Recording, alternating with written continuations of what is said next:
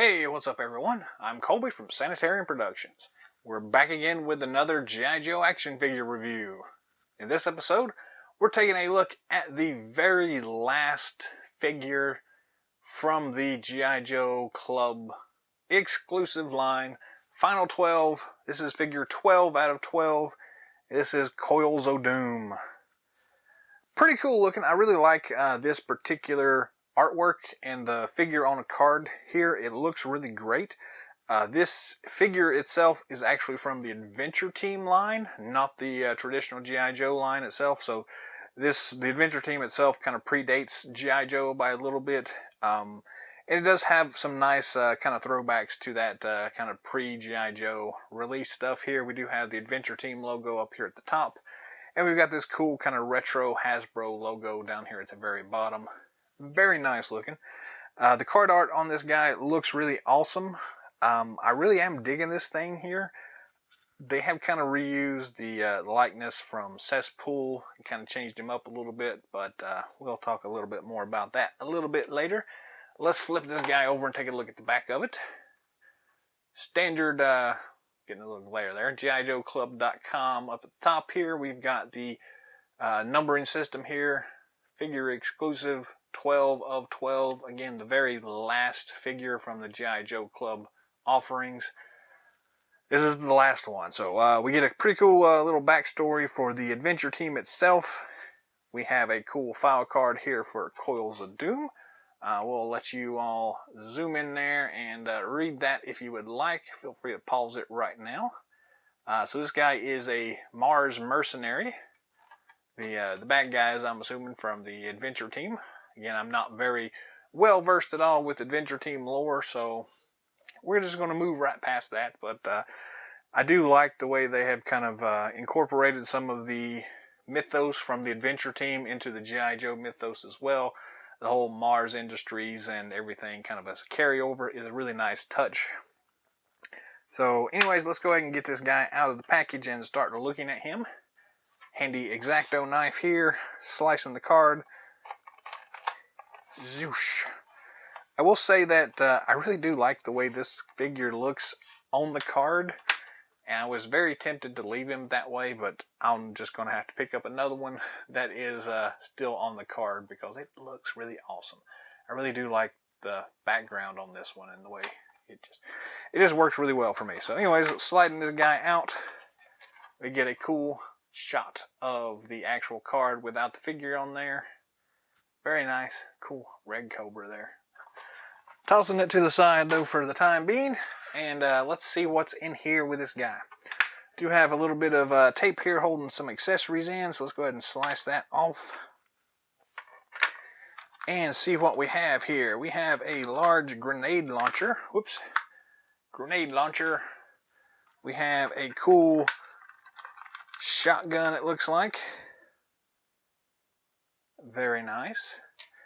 We do have these cool little bombs down here. We will zoom in here in just a moment and take a closer look at those. We do get 2 of those bomb packs. Very nice. We get the actual figure itself, which looks really cool. I like that color scheme. And we get this cool red cobra. Very nice as well. Also, get a battle stand. So that is awesome. Throw that stuff to the side and let's go ahead and zoom in and take a closer look at the figure. Zoom! How's that? I need a better sound for zooming in, don't I? Rather than me just making up words. Let's see. Let's start here with the actual battle stand itself like we normally do.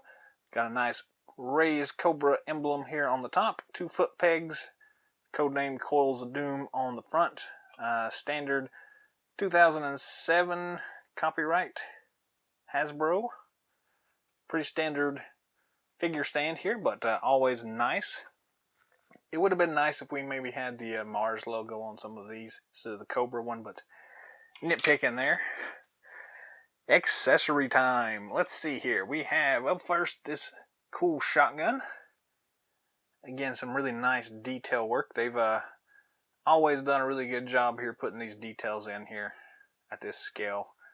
Really always surprised by that, but I shouldn't be.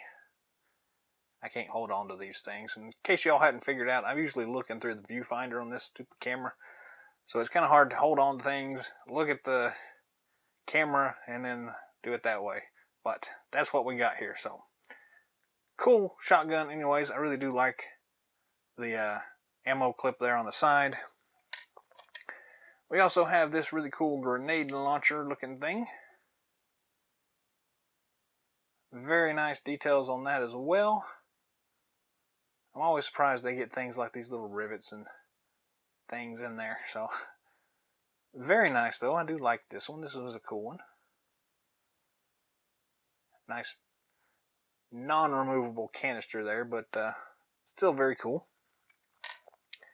We also get two of these small bomb packs, which do have a crazy amount of detail on them considering how small they are.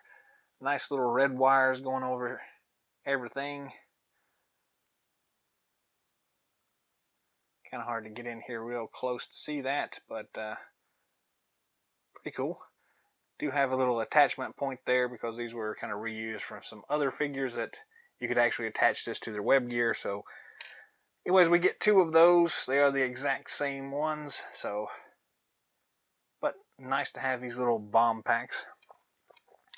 The adventure team kind of harkens back to, I guess, an earlier time when they used more tactile bombs and things like that, at least in my head anyway. So we also get this really awesome red Cobra, coiled up, ready to strike.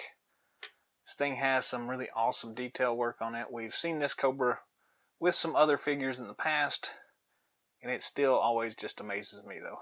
All the little scales on it. Very nice looking. See his eyes there. The only thing really missing is a little tongue shooting out there. That would be cool. But that is just a crazy cool accessory there. I really like that one. Moving on to the figure itself. He does have a couple of accessories attached to him, so let's go ahead and get those out of the way first. We have a little pistol here on his side. Standard kind of Glock looking pistol here. Nice detail work on it also. It does fit nicely into the little holster on his side there, which I'm always appreciative of, as I have stated. I really like the fact that they have those, and they've kind of standardized on that now, so that one fits in really well. It's not going to come out when you shake him, so very cool. We also have a little knife down at the bottom, so let's take a look at that. Kind of a standard combat boot knife here. If I can balance, I can't balance everything on my finger here. Some nice detail work here in the hilt. Focus.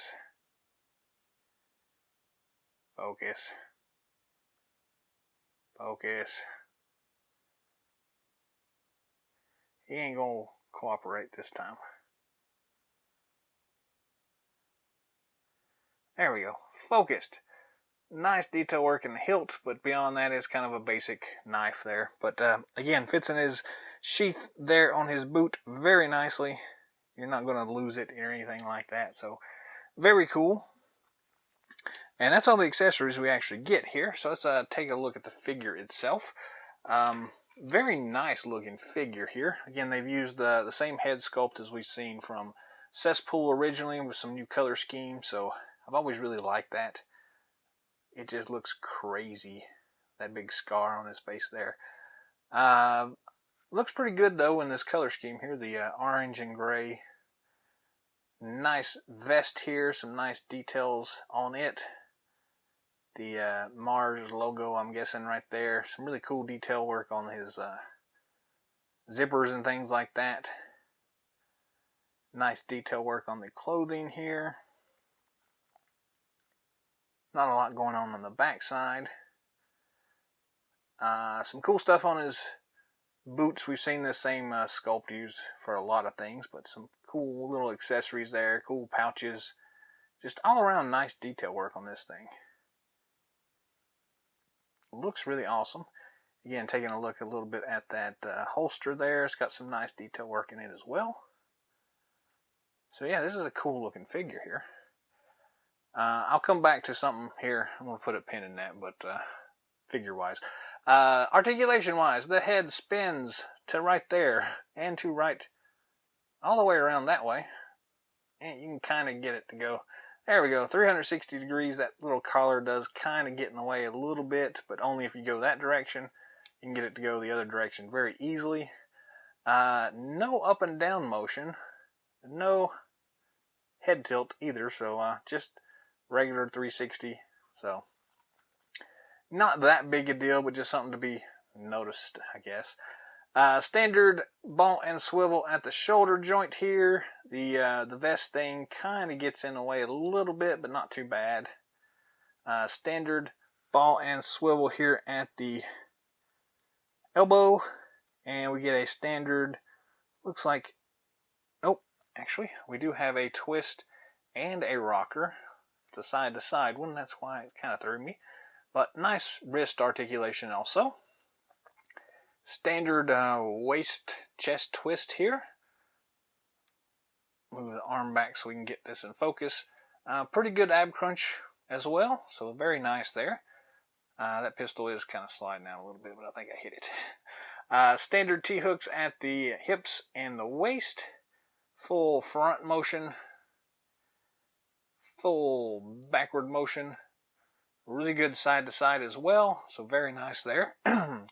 Double knee joint here, and standard swivel and rocker here at the ankle joint. So all in all, a really awesome articulation here, kind of standard for what we are expecting out of these figures, and this one does not disappoint whatsoever. I was not really looking forward to this figure, to be honest with you, when they actually showed the previews of it, but now that I've got it in my hand, I actually do really like it. It actually fits really well for whatever reason into that kind of scope of crazy zaniness that is G.I. Joe. So I could easily see this fitting in with some of the later G.I. Joes from the really late 80s and early 90s. Kind of got that same vibe for it. Kind of fits in with some of the Sonic Fighters as well, so I can see why they included this guy. So not bad at all, to be honest with you. So he can only hold 2 weapons, so you can grab basically just a gun and a bomb if you want to and stick it in his hand. The bombs are kind of hard to get to go in his hand, but not too terribly bad. But no place to store the extra bomb and the other weapon there. And the Cobra, you can actually get it to slide over his arm if you wanted to or whatever. So, but still, that's not really a bad thing. It's a really cool looking figure, and I'm actually really digging this thing. So yeah, I like it. You should probably pick this guy up, and I can tell you I'm going to get another one carded. But it's actually a really cool figure loose as well. So yeah, you should probably go pick this guy up because he's kind of a cool bad guy.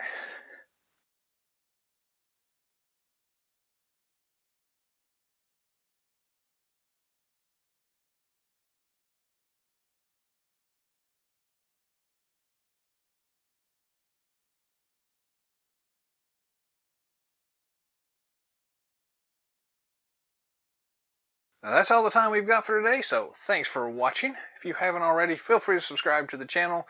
Hit that little notification button if you want to, and hopefully you'll be notified when we get new content coming out. I try to do at least one Joe thing per week, and I mix in a couple other review things in there as well throughout the week. Action figures and gaming accessories and pretty much whatever else that strikes my fancy as something that I'm interested in. You can probably find it on the channel here. So, anyways, if you would, leave a comment down below. Let me know what you think of the Coils of Doom figure.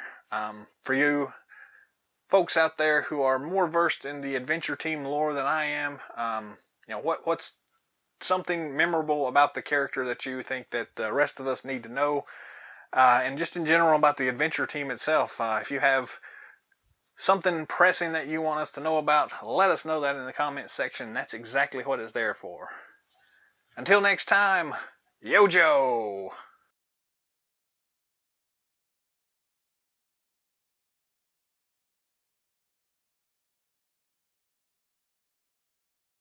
While this is a cool figure, I am really thinking about customizing this thing as a Guy Gardner figure. The vest itself just is screaming at me that this needs to be a Guy Gardner repaint.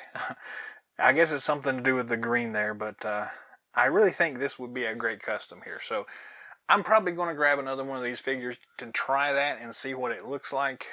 So if you have recommendations for a head sculpt for Guy Gardner from the DC Universe, the Green Lantern, let me know that in the comment section.